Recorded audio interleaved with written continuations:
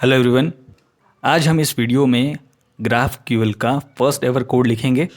तो सबसे पहली चीज़ हमें करनी है, हमें एक एम्प्टी फोल्डर क्रिएट करना है। यहाँ पे आप देख सकते हो मैंने फर्स्ट हाइफन प्रोजेक्ट नाम से एक डायरेक्टरी क्रिएट कर रखी है।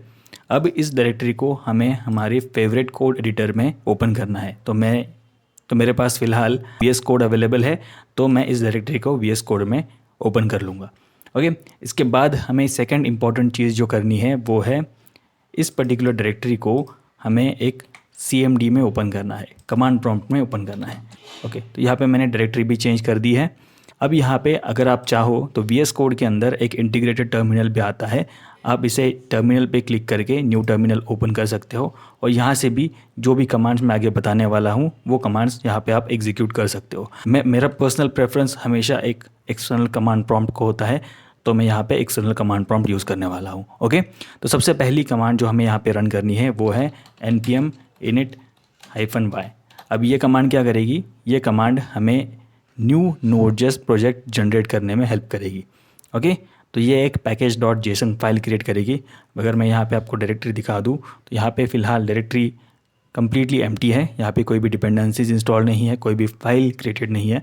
लेकिन जैसे ही मैं ये कमांड रन करूँगा हमारे पास package.json फाइल क्रिएट हो जाएगी। अब ये कमांड क्या कर रही है? प्रोजेक्ट इनिशियलाइजेशन का काम कर रही है, राइट। यहाँ पे मैंने फ़िलहाल npm init-y कमांड एग्जीक्यूट कर दी है। आप यहाँ पे देख सकते हो, यहाँ पे कुछ आउटपुट आपको देखने को मिलेगा। अब ये कोड है हमारी package.json फाइल का, जो हमारे फोल्डर में अभी तक जनरेट हो चुकी होगी, राइट। तो ये package.json फाइल एक इम्पॉर्टेंट रोल प्ले करती है किसी भी Node.js प्रोजेक्ट में, क्योंकि ये फाइल के अंदर हम सारे डिपेंडेंसीज के डिटेल्स, प्रोजेक्ट नेम की डिटेल्स, जो भी इनिशियल फाइल एग्जीक्यूट होने वाली है उसके डिटेल्स या फिर कमांड्स, ये सब चीज़ें मेंशन करते हैं। तो ये एक एंट्री पॉइंट बन जाती है किसी भी Node.js प्रोजेक्ट का। अब नेक्स्ट चीज़ हमें जो करनी है वो एक डिपेंडेंसी इंस्टॉल करनी है। तो जबकि हम GraphQL देखने वाले हैं तो सबसे पहली चीज़ हमें करनी पड़ेगी, GraphQL इंस्टॉल करना पड़ेगा। राइट, आपको जाना है graphql.org पे। यहाँ पे आप देख सकते हो GraphQL JS ट्यूटोरियल्स अवेलेबल है। तो यहाँ पे मैंने npm install -save कमांड लिख दी। जैसे ही ये कमांड एग्जीक्यूट हो जाएगी हमारे पास हम देख सकते हैं नोड मॉड्यूल्स फोल्डर क्रिएट हो जाएगा। तो यहाँ पे आप देख सकते हो डिपेंडेंसीज़ के अंदर अभी GraphQL इंस्टॉल्ड है, इसका वर्जन भी हम यहाँ पे देख सकते हैं। अब हमें एक index.js फाइल क्रिएट करनी पड़ेगी। तो ये मैंने यहाँ पे index.js फाइल क्रिएट कर दी है, राइट। अब इस फाइल के अंदर सबसे पहली चीज़ हमें क्या करनी है, हमें क्या करना है, हमें करनी है कुछ डिपेंडेंसीज़ इंपोर्ट करनी है। क्या डिपेंडेंसी रहेगी? ऑब्वियस सी बात है, हमें GraphQL की ज़रूरत पड़ेगी। ओके, अब इसके अलावा क्या चीज़ है हमें यहाँ पे इंपोर्ट करनी है? सबसे पहले हमें GraphQL। अब GraphQL क्या होता है? ये GraphQL को यूज़ करके हम क्वेरीज़ को एग्जीक्यूट कर सकते हैं, राइट। ओके, क्वेरीज को एग्जीक्यूट तब करेंगे जब हमारे पास स्कीमा रहेगा, राइट। तो स्कीमा हमें सबसे पहले क्रिएट करना पड़ेगा। अब स्कीमा क्रिएट करने के लिए हमें एक और फंक्शन इंपोर्ट करना पड़ेगा, उसका नाम है बिल्ड स्कीमा। सबसे पहली चीज़ जो इम्पोर्टेंट चीज़ है GraphQL में वो होती है स्कीमा। स्कीमा के बगैर GraphQL APIs हम क्रिएट नहीं कर सकते, राइट। तो सबसे पहले हमें क्या क्रिएट करना पड़ेगा? हमें क्रिएट करना पड़ेगा एक स्कीमा। ओके, हम एक रैंडम एग्जांपल ले लेते हैं। जैसे कि मान लेते हैं हम एक यूज़र के लिए ये API बना रहे हैं, राइट। तो कैसे दिखेगा हमारा स्कीमा? तो यहाँ पे मैंने फ़िलहाल स्कीमा वेरिएबल क्रिएट कर रखा है। ओके, अब स्कीमा बिल्ड करने के लिए हम यूज़ करने वाले हैं build schema package. Okay, alright.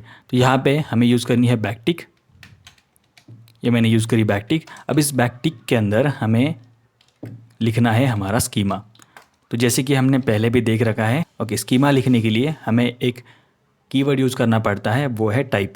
अब टाइप के बाद हमें यूज़ करनी पड़ती है इस क्वेरी के अंदर हमें लिखना पड़ेगा जो भी क्वेरी हम एग्जीक्यूट करने वाले हैं उसकी डिटेल्स।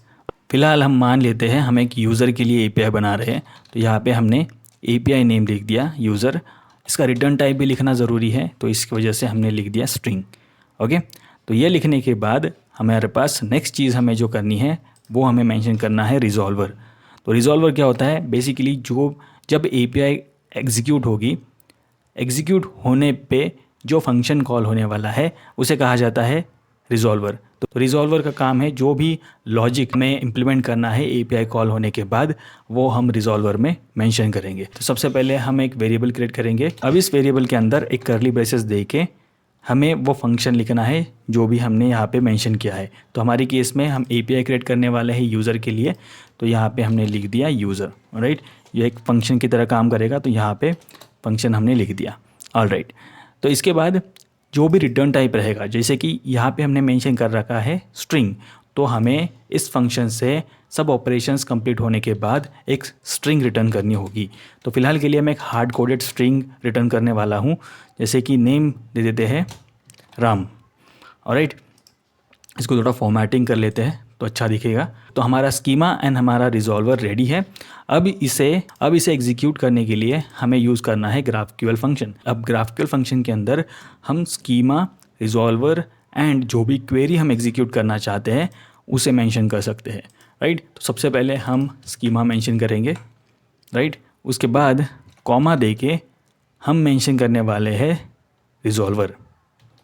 राइट, उसके बाद फिर से कॉमा दे के हम एग्जीक्यूट करने वाले हैं हमारी क्वेरी। तो हमारे पास जो क्वेरी है वो है यूज़र क्वेरी। तो क्वेरी एग्जीक्यूट करने के लिए हम लिखने वाले हैं सोर्स, और उसके बाद जो भी क्वेरी होगी वो हमें यहाँ पे लिखनी है। राइट, तो क्वेरी एग्जीक्यूट करने के लिए हम यूज़ करेंगे क्वेरी कीवर्ड। अब ये क्वेरी कीवर्ड फ़िलहाल ऑप्शनल है, आप लिखना चाहो तो लिख सकते हो, अगर आप स्किप करना चाहो तो इसे स्किप कर सकते हो। बाय डिफ़ॉल्ट ये क्वेरी एग्जीक्यूट करने के ट्राई करेगा। अगर जो भी नाम इसके अंदर हम देने वाले हैं वो नेम अगर क्वेरी के अंदर अवेलेबल नहीं होगा तब ये फंक्शन हमें एरर दे देगा। राइट, तो ये हमने इस तरीके से हमारा बेसिक ग्राफक्यूएल कोड रेडी है। अब इसे एग्जीक्यूट करके देख लेते हैं। राइट, फ़िलहाल हमारे पास कोई भी आउटपुट अवेलेबल नहीं है, क्योंकि जब ये क्वेरी एग्जीक्यूट हो जाएगी इसका रिस्पॉन्स हम यहाँ पे लिसन नहीं कर रहे। राइट, तो यहाँ पे हमें लिखना पड़ेगा देन, और देन के अंदर हमारे पास आ जाएगा रिस्पॉन्स ऑब्जेक्ट। तो जैसे ही कोई भी रिस्पॉन्स आ जाएगा हम इसे कंसोल कर देंगे। अब इसे फिर से एग्जीक्यूट करके देख लेते हैं। तो यहाँ पे फ़िलहाल हमारे पास एक एरर आ चुका है। ऑलराइट, तो यहाँ पे हमें क्वेरी जो हम लिखने वाले हैं उसकी कीवर्ड जो होगी वो उसका फर्स्ट लेटर हमेशा एक कैपिटल लेटर रहेगा। अगर हम इसे एग्जीक्यूट करके देखें तो हमारे पास जो डेटा आ रहा है वो हमें नल आ रहा है। अब नल क्यों आ रहा है ये हमें देखना पड़ेगा। ऑलराइट, तो यहाँ पे आप देख सकते हो हमने स्कीमा पास कर रखा है, सोर्स हमने मेंशन कर रखा है, लेकिन रूट वैल्यू हमने मेंशन नहीं करी है। तो यहाँ पे हम पास कर रहे हैं, ओके, तो यहाँ पे हम पास कर रहे रिजॉल्वर हमें पास करना है रूट वैल्यू के अंदर। ऑलराइट, तो ये एक ऑब्जेक्ट की तरह काम करता है। यहाँ पे हमने एक जेसन ऑब्जेक्ट मेंशन कर रखा है। अगर हम इसे रीनेम कर दे, इसे अगर हम रूट वैल्यू कर दे, हमारा सिंटैक्स थोड़ा इम्प्रूव हो जाएगा। यहाँ पे मैं इसे रिमूव भी कर सकता हूँ। राइट, ओके, अब इसे एग्जीक्यूट करके देख लेते हैं। ओके, तो यहाँ पे आप देख सकते हो हमारे पास यूज़र से डेटा रिटर्न हो चुका है। ओके, एक और एग्जांपल देख लेते हैं। मान लेते हैं हमारे पास अभी हमें फेच करना है रोल नंबर। राइट, तो रोल नंबर फेच करने के लिए मैं एक और क्वेरी लिखूंगा एज अ रोल नंबर, लेकिन अब मैं एक्सपेक्ट कर रहा हूँ हमारे पास इंटीजर वैल्यू आनी चाहिए। राइट, तो एज रिटर्न टाइप जो होगा वो हमेशा इंट होगा। तो अब यहाँ पे हमने स्कीमा तो बना दिया लेकिन हमने रिजॉल्वर नहीं बनाया।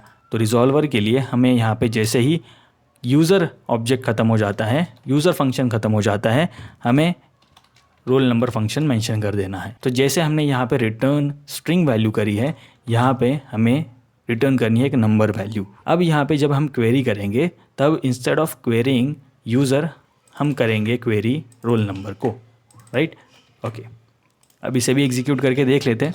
तो यहाँ पे आप देख सकते हो हम रोल नंबर को भी एग्जीक्यूट कर पा रहे हैं। तो इस तरीके से हम बेसिक क्वेरीज ग्राफक्यूएल में लिख सकते हैं यूजिंग नोड.जेएस एंड उसे एग्जीक्यूट करके देख सकते हैं। नेक्स्ट वीडियो में हम और एडवांस चीज़ें एक्सप्लोर करेंगे ग्राफक्यूएल एंड नोड.जेएस के बारे में। ऑलराइट, फिलहाल के लिए इतना ही। Thank you very much for watching. See you in the next video. Bye.